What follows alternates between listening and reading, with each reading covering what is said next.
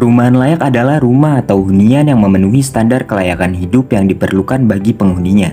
Standar tersebut meliputi kondisi bangunan yang aman dan terawat, fasilitas dasar seperti air bersih dan sanitasi yang memadai, akses listrik yang memadai, ventilasi yang baik, dan ruang yang memadai untuk anggota keluarga. Selain itu, perumahan layak juga berarti berada dalam lingkungan yang aman, memiliki akses yang memadai ke fasilitas umum seperti sekolah, rumah sakit, pusat perbelanjaan, dan transportasi publik. Perumahan terjangkau, di sisi lain, berarti bahwa biaya perolehan, pemeliharaan, dan penggunaan rumah tersebut dapat dijangkau oleh sebagian besar penduduk, terutama mereka yang memiliki tingkat pendapatan menengah ke bawah.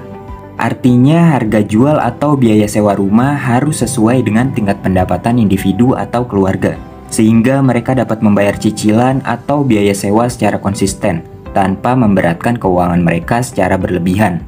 Perumahan terjangkau juga mencakup konsep aksesibilitas finansial, di mana individu atau keluarga dapat memenuhi kebutuhan perumahan tanpa harus mengorbankan kebutuhan dasar lainnya, seperti makanan, pendidikan, dan perawatan kesehatan.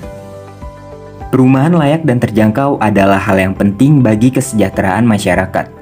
Rumah yang layak memberikan tempat tinggal yang aman, nyaman, dan sehat, yang mendukung kesehatan fisik dan mental penghuninya. Di sisi lain, perumahan yang terjangkau memastikan bahwa individu atau keluarga tidak terbebani oleh beban finansial yang berlebihan akibat biaya perumahan yang tinggi. Lalu, bagaimana kebijakan pemerintah dalam meningkatkan akses penduduk terhadap perumahan layak dan terjangkau? Mari kita simak. Pertama, penyediaan lahan dan infrastruktur. Salah satu langkah awal dalam meningkatkan akses penduduk terhadap perumahan layak dan terjangkau adalah dengan menyediakan lahan yang cukup dan infrastruktur yang memadai. Pemerintah perlu melibatkan berbagai pihak terkait, seperti pengembang perumahan, pihak swasta, dan masyarakat, untuk menciptakan kebijakan yang mendorong penyediaan lahan yang memadai. Pemerintah juga perlu memastikan ketersediaan infrastruktur dasar, seperti akses jalan, air bersih, dan listrik di sekitar perumahan yang akan dibangun. Pemerintah telah melaksanakan kebijakan, seperti program pembebasan lahan dan pengembangan infrastruktur, guna memfasilitasi pembangunan perumahan yang layak dan terjangkau. Kedua, program subsidi perumahan. Pemerintah dapat memberlakukan kebijakan subsidi perumahan untuk membantu penduduk dengan pendapatan rendah atau tidak mampu mendapatkan perumahan yang layak dan terjangkau. Subsidi perumahan dapat berupa bantuan uang muka, pengurangan bunga kredit, atau penyediaan rumah subsidi. Pemerintah perlu melakukan pemetaan dan penentuan kriteria penerima subsidi secara cermat agar subsidi tersebut tepat sasaran. Beberapa program yang telah dilaksanakan adalah subsidi bunga KPR dan program rumah subsidi. Ketiga, peningkatan peran BUMN dan swasta. Pemerintah bekerja sama dengan BUMN dan sektor swasta untuk meningkatkan akses penduduk terhadap perumahan layak dan terjangkau. Beberapa langkah yang diambil adalah menjalin kemitraan dengan pengembang swasta untuk membangun perumahan terjangkau. BUMN juga terlibat dalam program perumahan dengan membangun perumahan terjangkau di berbagai lokasi. Mereka berperan dalam penyediaan lahan, pembangunan infrastruktur, dan pemasaran perumahan tersebut. Keempat, perbaikan regulasi. Pemerintah juga melakukan perbaikan regulasi untuk mendukung akses penduduk terhadap perumahan layak dan terjangkau. Beberapa langkah yang diambil adalah merevisi kebijakan perizinan untuk mempercepat proses perizinan pembangunan perumahan. Pemerintah juga mendirikan lembaga pembiayaan seperti Bank Tabungan Negara yang fokus pada pembiayaan perumahan. Selain itu, pemerintah daerah mengembangkan Raperda yang mengatur tentang perumahan layak dan terjangkau. Raperda ini mengatur tata ruang, izin, dan persyaratan pembangunan perumahan di wilayah setempat. Kelima, kebijakan pengembangan perumahan berskala besar.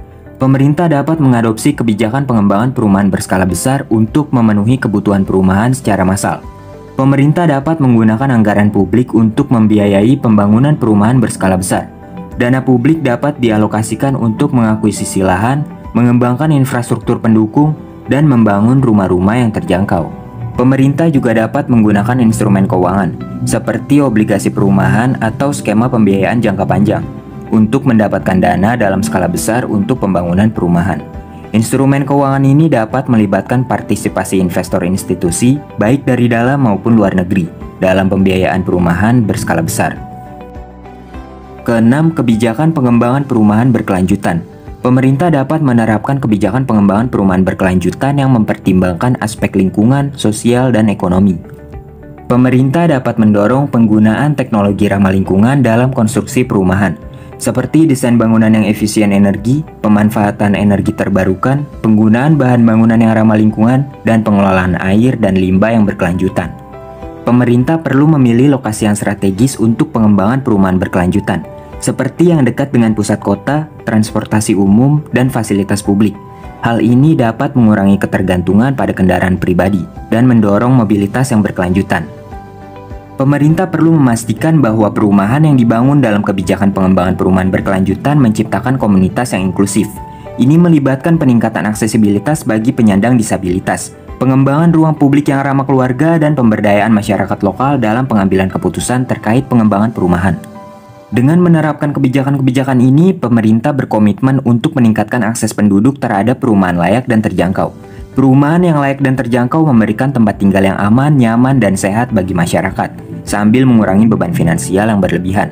Dengan demikian, perumahan layak dan terjangkau memberikan fondasi yang kuat bagi kesejahteraan masyarakat secara keseluruhan. Dalam melaksanakan kebijakan ini, kolaborasi antara pemerintah, sektor swasta, dan masyarakat sangatlah penting.